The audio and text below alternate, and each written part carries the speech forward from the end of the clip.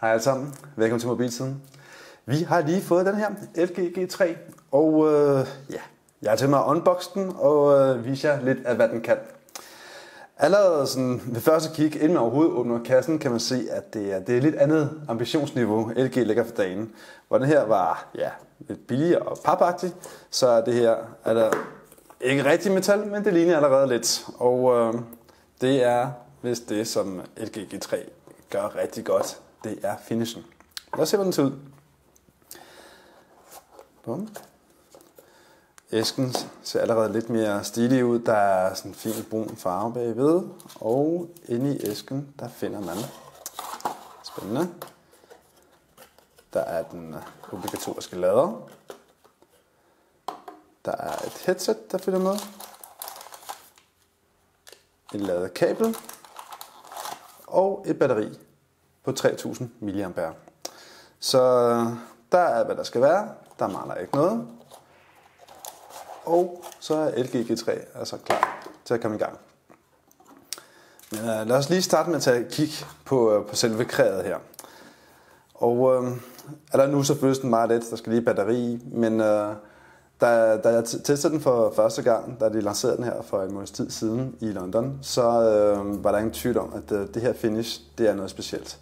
Det er ikke metal, men det ligner imidvæk utrolig meget.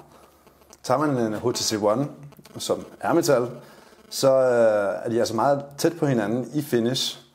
Men når man lige tjekker det, så kan man godt høre, at der er en forskel. Den her føles noget kraftigere bygget, men man skal ikke tage fra den, at det her ser om ikke andet utrolig overbevisende ud. Og fordelen er så, i og med at det ikke er metal, så kan man altså tage bagcoveret af.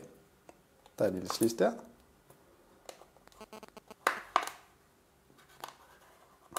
Som man kan se, så er det ikke helt lige til, men med lidt vold, så lykkes det i sidste ende. Så har jeg fået batteri i, så vi kan få startet den her telefon. Det er en skærm på hele 5,5 tommer, og det er dermed også en del større, end man er vant til de fleste telefoner. Men størrelsen, den er stadigvæk holdt sådan fornuftigt. Det er en stor telefon. Sammenlignet med LG G2, så er den lige vokset 0,5 cm i højden og 0,5 cm i bredden. Men tager man i forhold til en Samsung Galaxy S5, jamen så er de altså utrolig tæt på hinanden. Og det må siges at være imponerende, fordi skærmen her, den er på 5,5, og det her, det er 5,1. Lad os lige fjerne det her, så man kan se, hvad der foregår bagved.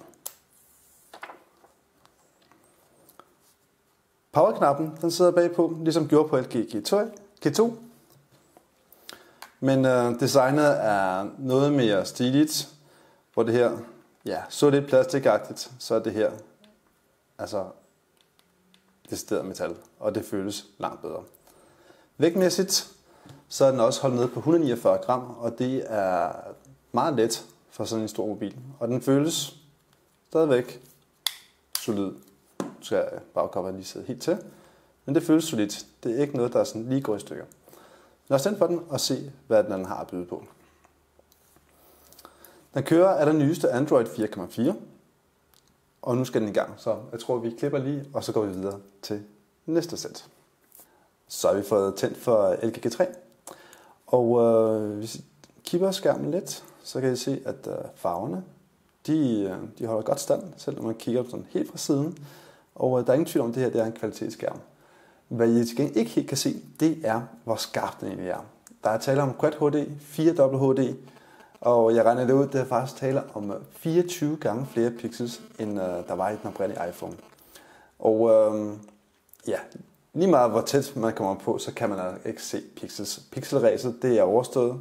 Det her, det er så skarpt, som det behøver at være, for at man ikke kan øjne pixels på nogen måde. Så det må siges at være ganske imponerende. Samtidig så er det er en stor skærm, men man kan stadigvæk godt nå sådan fra øst til vest og fra syd til nord og fra nord til syd. Så det er stadigvæk en håndterbar størrelse, selvom vi er til stede i phablet-genren. Til sidst så vil jeg lige nævne noget omkring kameraet her bagved. Som I kan se, så er det flankeret af dobbelt løbet LED med både koldt lys og varmt lys, som den kan tilpasse sig lyssituationen. Men herover så sidder der en lille laser blaster, som skyder simpelthen laser afsted, for at måle, hvor er de forskellige motiver, man har på en scene, når man tager et billede. Og med det, så kan det altså fokusere selv i meget, meget, meget lavt lys. Og jeg glæder mig meget til at se, om det rent faktisk fungerer. Kameraet det optager 13 megapixels, hvilket til langt hen ad vejen, så er det altså nok. Og så kan det også optage i 4K. Så er der også indbygget en optisk billedstabilisering, der gør, at selv når man optager video, og man ellers ryster lidt med hånden, så skal den altså gerne kunne kompensere for det og rette op på billederne. Så det var altså et første kig på LG's nye flagskib, LG G3. Tak for i dag.